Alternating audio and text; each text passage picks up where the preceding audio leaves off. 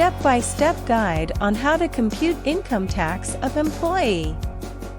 Step 1. Compute the annual salary. To compute this, just get your basic monthly salary and multiply it by 12.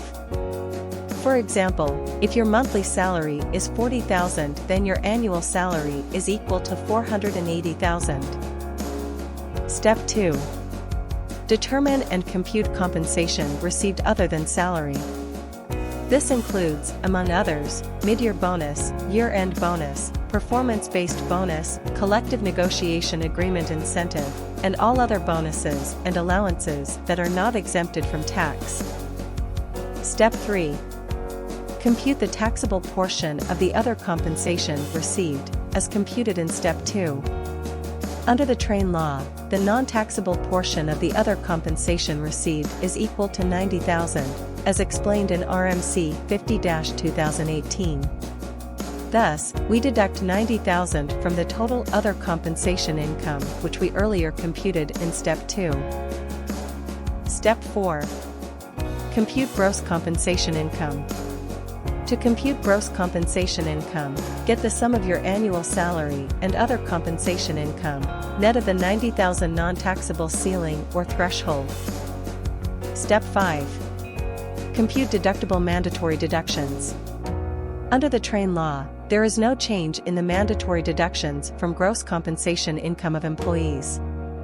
The allowed deductions are the employee's share in the SSS or GSIS, whichever is applicable, PhilHealth, and PAGIBIG contributions, limited however to compulsory contributions, as well as union dues. Deduct personal contributions from the gross compensation income to arrive at the taxable compensation income. Step 6.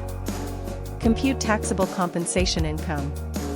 After computing the amount of deductible mandatory deductions, compute for the taxable compensation income. Step 7.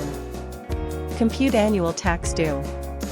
After computing the taxable compensation income, compute for the annual tax due, using the new tax table prescribed under the Train Law.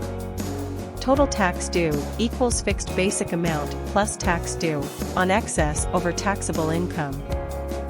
For compensation income earned for taxable years 2018 to 2022, use this table. For compensation income earned for taxable year 2023 and years thereafter, use this table.